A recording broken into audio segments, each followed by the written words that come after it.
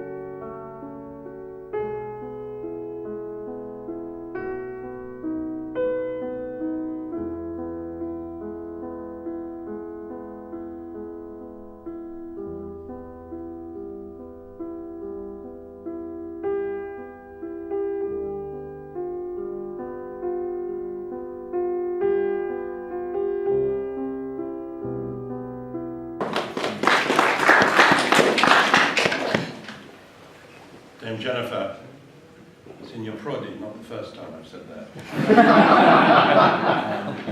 I told Ronnie Grierson yesterday a story which I heard last week in a lecture at Westminster Abbey from the former Master of the Order of Preachers, who's now at Blackfriars at Oxford, Timothy Radcliffe, who began an extraordinary lecture with, I think, most of which Roy would have agreed, a lecture about social equity. He told a story about a member of the Blackfriars community who had recently been invited to speak in Chicago and was aware, as his speech went on and on, that he was losing his audience, who had plainly not expected anything quite so intellectual or quite so long. When he sat down, the applause was very tepid. And he turned to the chairman and said, "I'm frightfully sorry about that. It didn't go very well, did it?" And the chairman said, "Oh," he said, "don't worry. I don't blame you at all. I really don't blame you. I blame whoever invited you."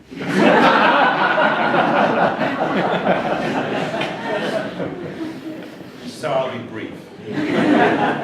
As you probably know, conservatives with what are thought to be my views on Europe customarily have to travel under cover of dark from one safe house to another. I'm thought to have what one newspaper called federastic sympathies. And when I became a commissioner, I remember talking about this to Roy. It was described by the Daily Telegraph under a less distinguished former editor than we have with us this evening as turning my back on the British way of life.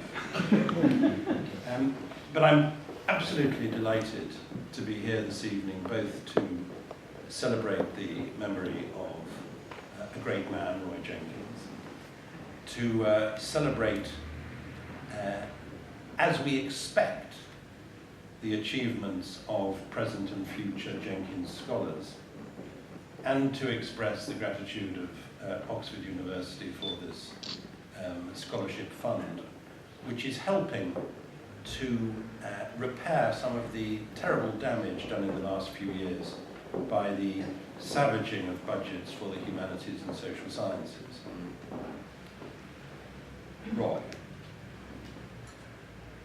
I didn't know Roy personally terribly well, though he was a best friend of my own political guru, Ian Gilmore. The first substantial conversation I had with Roy took place shortly after it had been announced that I was going to become the governor of Hong Kong. And Roy said to me, I think at one of the Gilmore summer parties, as he subsequently said, on the Any Questions programme that he had once been offered the governorship of Hong Kong in a public urinal in Paris.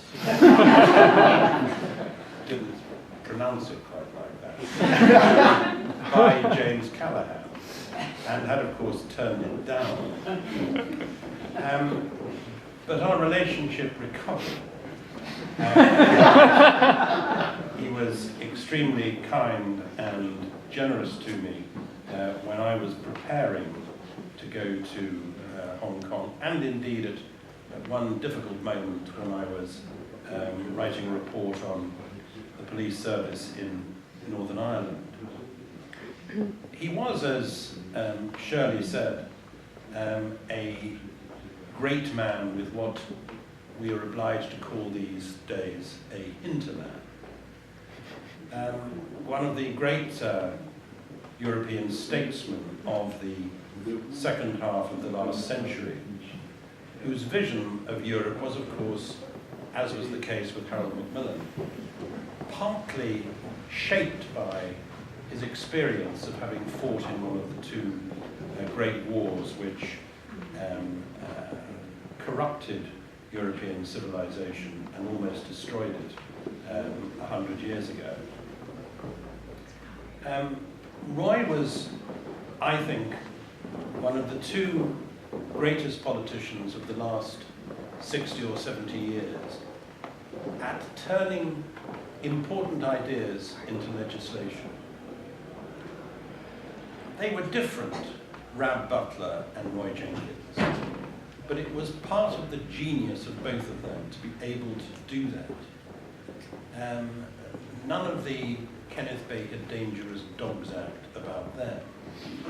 None of the notion that you could legislate on the back of a Daily Mail leading article. And the result is that their legislation lasted, based as it was, on a particular view of what a civilized society should be like. They weren't entirely the same.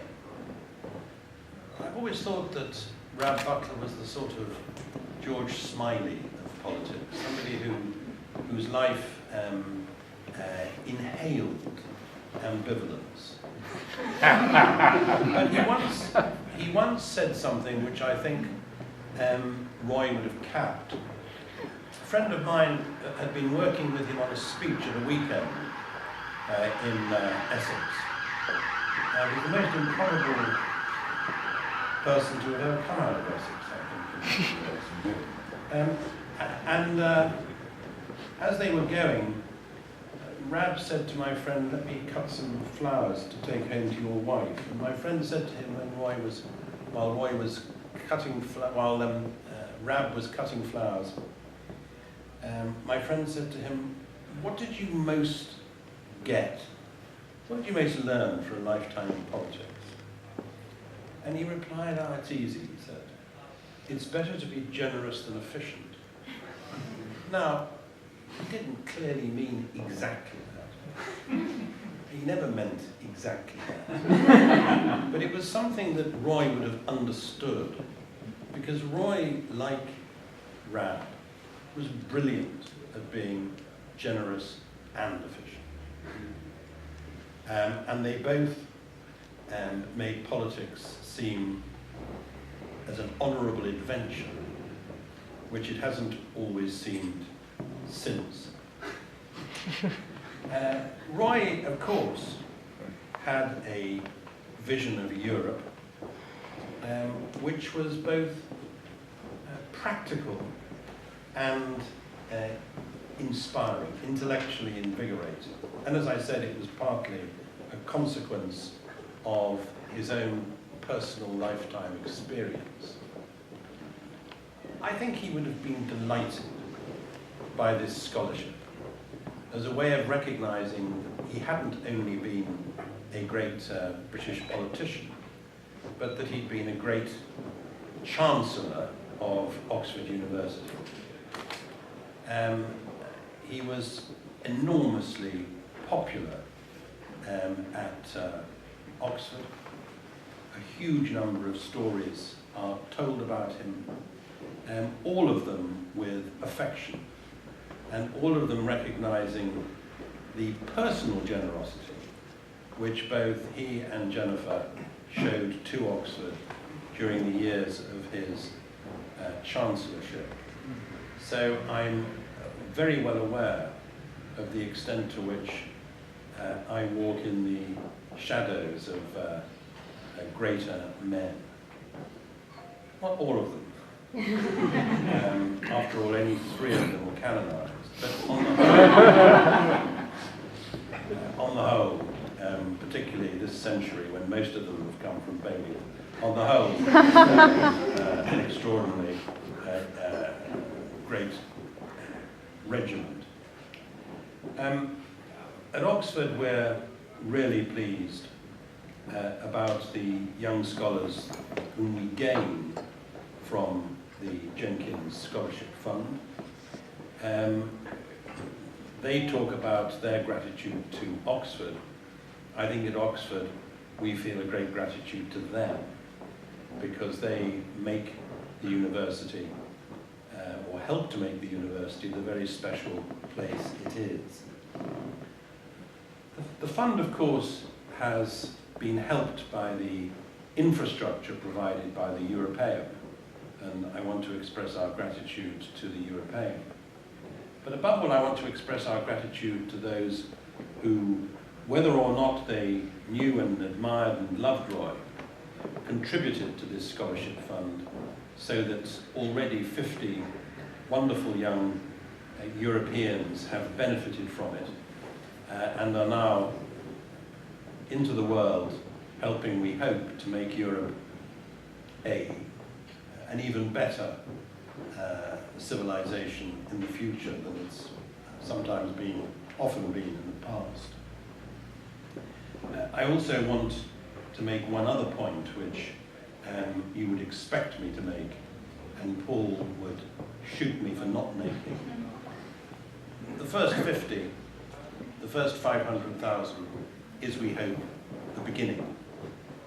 We hope that we can depend on further generosity to keep the scholars coming and to keep the scholars properly supported, so that we'll be able to say in another 10 years' time that we've been able to provide a home for another 50 or so Jenkins scholars.